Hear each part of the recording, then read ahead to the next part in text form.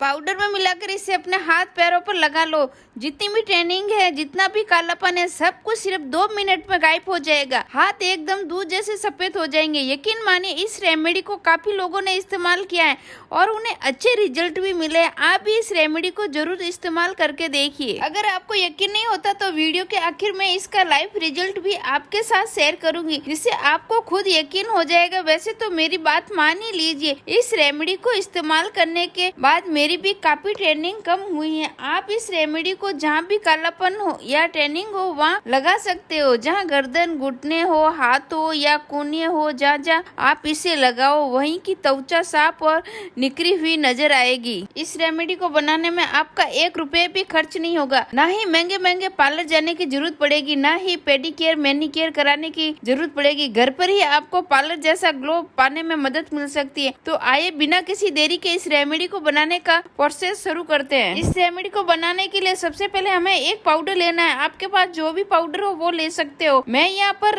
Pond's powder का इस्तेमाल कर रही हूँ। यहाँ पर हम पॉन्स का पाउडर इस्तेमाल कर रहे हैं। अब आप एक साफ बाउल लो और उसमें 1 चम्मच पॉन्स पाउडर डाल दो। हम इस रेमेडी में कोई महंगी चीजें इस्तेमाल नहीं कर रहे हैं। इसका लाइव रिजल्ट भी आपको वीडियो के आखिर में जरूर दिखाएंगे।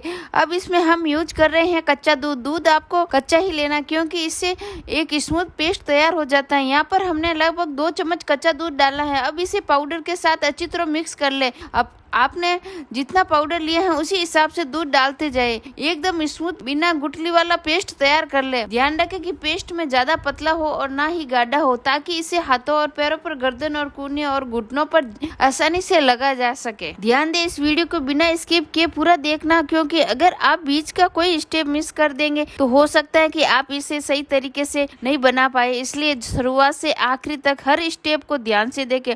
अगर फिर भी कोई सामग्री या स्टेप छूट जाए तो चिंता मत कीजिए। वीडियो के अंत में एक बार फिर से सारी सामग्री और पूरा तरीका दोबारा बता दूंगी। अब दूध और पाउडर को अच्छी तरह मिक्स करना है। इसे तब तक मिलाते रहे जब तक एकदम स्मूथ और क्रीमी पेस्ट तैयार हो ना जाए। जितना अच्छे से आप इसे मिक्स करेंगे उतना ही इसे त्वचा पर लगाने में आसानी होगी। अब इस रेमेडी में हम डाल रहे हैं गुलाब जल। यहाँ पर हम लगभग 1 चम्मच गुलाब जल डालेंगे। मेरी चम्मच की साइज थोड़ी छोटी है, इसलिए आप इसे लगभग 1 चम्मच ही मानिए। इसके बाद हम इसमें आधा चम्मच नींबू का रस डाल रहे हैं। नींबू का इस्तेमाल अक्सर स्किन केयर में किया जाता है और ये त्वचा को ताजगी देने में मदद करता है। अब इन सभी चीजों को अच्छी तरह से मिक्स कर ले। आपको इसे तब तक मिलाना है जब तक एकदम स्मूथ क्रीमी पेस्ट तैयार ना हो जाए। ध्यान रखें कि इसमें कोई भी गुठली ना रहे, ताकि इसे हाथों, पैर, गर्दन, कोहनियों पे और घुटनों पर आसानी से लगाया जा सके। जब आप इन सभी चीजों को अच्छी तरह से मिक्स कर लेंगे तभी हमारी रेमेडी बनकर तैयार हो जाएगी। एक बार फिर से मैं आपको सारी सामग्री बता देती हूँ, ताकि अगर आपसे कुछ मिस हो गए हैं तो आसानी से नोट कर सके। सबसे पहले हमने 1 चम्मच पाउडर लिया था, फिर उसमें लगभग 2 चम्मच कच्चा दूध डाला था। इसके बाद 1 चम्मच गुलाब जल और आधा चम्मच नींबू का रस मिला है। हम इस रेमेडी में नींबू इसलिए डाल रहे हैं क्योंकि नींबू में विटामिन सी, साइट्रिक एसिड और प्राकृतिक एंटीऑक्सीडेंट पाए जाते हैं। स्किन पर हल्के हाथों से रब करने पर ये डेड स्किन सेल्स को हटाने में मदद करता है और त्वचा को साफ और फ्रेश महसूस कराने में सहायक हो सकता है। इसलिए यहाँ पर हम लगभग आधा चम्मच नींबू का रस डालेंगे और इसे बाकी सभी चीजों के साथ अच्छी तरह मिक्स कर देंगे। इन सभी चीजों को अच्छी तरह से मिक्स कर ले। आपको इसे तब तक मिलाना है जब तक एकदम स्मूथ क्रीमी पेस्ट तैयार ना हो जाए। ध्यान रखें कि इसमें कोई भी गुठली ना रहे, ताकि इसे हाथों, पैर, गर्दन, कोहनियों पे और घुटनों पर आसानी से लगाया जा सके। जब आप इन सभी चीजों को अच्छी तरह से मिक्स कर लेंगे तभी हमारी रेमेडी बनकर तैयार हो जाएगी। एक बार फिर से मैं आपको सारी सामग्री बता देती हूँ, ताकि अगर आपसे कुछ मिस हो गए हैं तो आसानी से नोट कर सके। सबसे पहले हमने 1 चम्मच पाउडर लिया था, फिर उसमें लगभग 2 चम्मच कच्चा दूध डाला था। इसके बाद 1 चम्मच गुलाब जल और आधा चम्मच नींबू का रस मिला है। अब इन सभी चीजों को अच्छी तरह मिक्स करके एकदम स्मूथ पेस्ट तैयार कर लिया है। अब हमारी रेमेडी इस्तेमाल करने के लिए तैयार है। अब सबसे महत्वपूर्ण बात, इस रेमेडी को लगाने का सही तरीका और इसे हटाने का सही तरीका, इसी पर काफी हद तक इसका असर निर्भर करता है। साथ ही इसे कितनी देर तक लगाए रखना है ये भी मैं अभी आपको बताने वाली हूँ। उससे पहले आप मेरे हाथों को ध्यान से देख लीजिए। अभी मैं इस पेस्ट को अपने हाथों पर लगाऊंगी, इसके बाद अब इसका रिजल्ट भी देख पाओगे।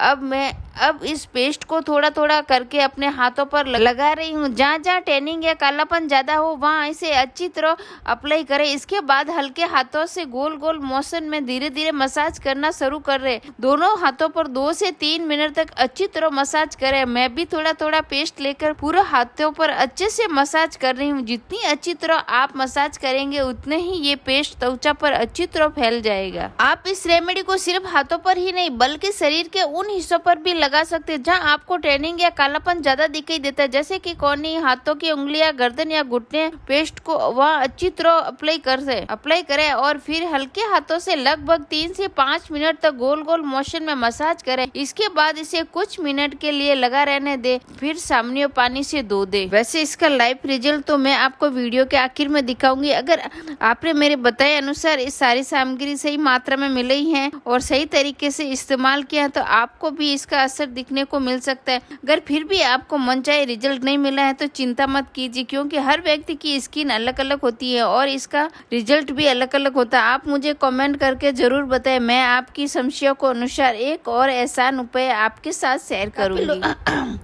काफी लोग होते हैं जो पेस्ट को लगाते हैं और हाथों हाथ जाकर वॉश कर देते हैं, उनसे उनको ये रिजल्ट नहीं मिलता है। यहाँ पर मैंने हाथों पर अच्छी तरीके से इसे अप्लाई किया है और इसके बाद जितना भी पेस्ट था उसको हाथों पर लगा लिया है। लगातार 10 मिनट तक और उसको 10 मिनट तक हमने छोड़ दिया है और आप देख सकते हैं कि ये एकदम सूख चुका है। अब आ चुका है रिजल्ट देखने की बारी। पेस्ट पूरी तरह सूख जाने के बाद एक साफ गीले कपड़े, हैंकी या तौलिए ले और उसे हल्के हाथों से इस पेस्ट को साफ करें। जोर से रगड़ने की जरूरत नहीं है। पेस्ट हटाने के बाद आप अपनी त्वचा को ध्यान से देखें। हाथ पहले से ज्यादा साफ, स्मूथ और मुलायम महसूस हो सकते हैं।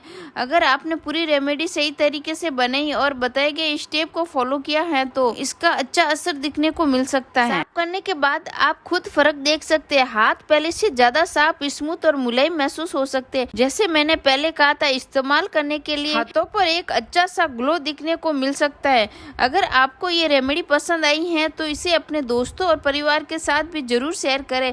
हो सकता है कि आपके साफ और निखरे हुए हाथ देखकर लोग आपसे आपकी स्किन केयर रूटीन के बारे में पूछे। अगर आपको ये वीडियो जरा भी पसंद आई है तो वीडियो को एक लाइक जरूर कर दीजिए। अगर आप मेरे चैनल पर न्यू हो तो चैनल को सब्सक्राइब करना बिल्कुल मत भूलिए। ऐसी ही नई नई घरेलू रेमेडी और उपयोगी वीडियो के लिए बेल आइकॉन भी ऑन कर दीजिए ताकि हर नई वीडियो की नोटिफिकेशन आपके सबसे पहले मिले। अगर आपको ऐसी और रेमेडी चाहिए या इस रेमेडी के जुड़ा कोई भी सवाल या परेशानी है तो नीचे कमेंट करके जरूर बताएं। मैं आपके कमेंट का जवाब देने की पूरी कोशिश करूंगी और उसका समाधान भी आपके साथ शेयर करूंगी। इस वीडियो को अपने दोस्तों और परिवार के साथ भी जरूर शेयर करें। मिलते हैं अगली नई वीडियो, तब तक के लिए bye bye. Thanks for watching.